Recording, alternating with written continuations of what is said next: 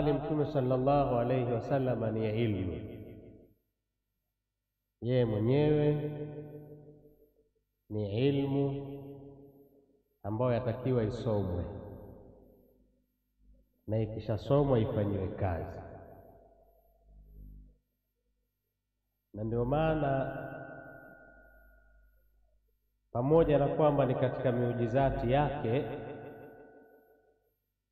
kuwa yeye si mwandishi wala msomaji wa kilichoandikwa, lakini pia amekuwa hivyo kwa sababu yeye mwenyewe ni elimu. Tunasoma, tunaandika ili tujifunze mambo mbalimbali. Ukiwa unajua kusoma, utasoma vitabu, utasoma masomo mbalimbali ujifunze. Lakini ukijua kuandika, utaweza kuhifadhi vile unavyojifunza ili uweze kuvirejea. Pia labda uweke kumbukumbu ya mambo yako. Lakini Mtume sallallahu alayhi wasallam yeye mwenyewe ni ilmu, ataandika ili iweje, asome kilichoandikwa ili iweje. Hakuhitaji hivyo vitu. Ndio maana hata Mwenyezi Mungu Subhanahu wa Ta'ala akasema, alladhina yattabi'una an-nabiyya al-ummiyya alladhi yajidunahu maktuban indahum fi at-Tawrah. Amumita ni an-nabiyyu al-ummi, manake yeye ni mtume asiyeandika, na chelea kusema asiyejua kuandika. Sisemi hivyo asiyejua kuandika wala asiyejua kusoma chenye kuandikwa, kwa sababu yeye Mtume sallallahu alayhi wasallam alijua kila alichokihitaji. Lau kama angelihitaji kusoma na kuandika, basi angelisoma kilichoandikwa na angeliandika.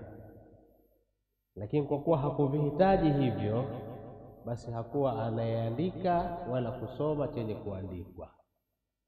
Ndio nikasema kwamba Mtume Muhammad sallallahu alayhi wasallam yeye mwenyewe ni ilmu ambayo yatakiwa isomwe, watu wajifunze, na baada ya kujifunza ilmu hiyo watu waifanyie kazi. Na ndio maana da'wa yake hakuamrishwa kulingania, ila aliambiwa iqra bismi rabbika alladhi khalaq.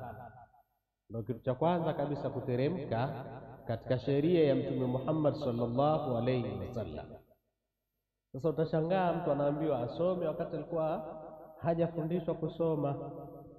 Kama tunaofahamu kwamba kwanza aliambiwa iqra, akasema maana biqari, akaambiwa tena iqra, akasema maana biqari, mara ya tatu akaambiwa iqra bismi rabbika alladhi khalaq khalaqal insana min 'alaq iqra wa rabbukal akram alladhi 'allama bil qalam 'allama al insana ma lam ya'lam. Katika aya hizi tunaona kabisa kwamba sisi tunatakiwa tusome kutoka kwa Mtume sallallahu alayhi wasallam. Tunaona kabisa kwamba hikma ya kuumbwa kwetu tutaweza kuijua kwa kujifunza kutoka kwa Mtume sallallahu alayhi wasallam. Ndio maana sifa ya kwanza kabisa aliyoitaja Mwenyezi Mungu Subhanahu wa Ta'ala ni kusema iqra bismi rabbika alladhi khalaq, tena khalaqal insana min 'alaq. Sisi wanadamu maumbile yetu tutayajua kutoka kwa Mtume sallallahu alayhi wasallam. Na nisirefushe sana, katika mambo muhimu ya kujifunza kutoka kwa Mtume sallallahu alayhi wasallam ni mwenendo na tabia yake, kama mwenyewe alivyosema, inama bu'ithtu liutammima makarimal akhlaq, hakika si vinginevyo nimepelekwa ili nitimize tabia zilizo nzuri. Na katika tabia nzuri alizokuwa nazo Mtume sallallahu alayhi wasallam akizieleza sahaba Anas bin Malik yasema, kana la yakadu yuqabilu ahadan fi wajhihi bishai'in yakrahuhu.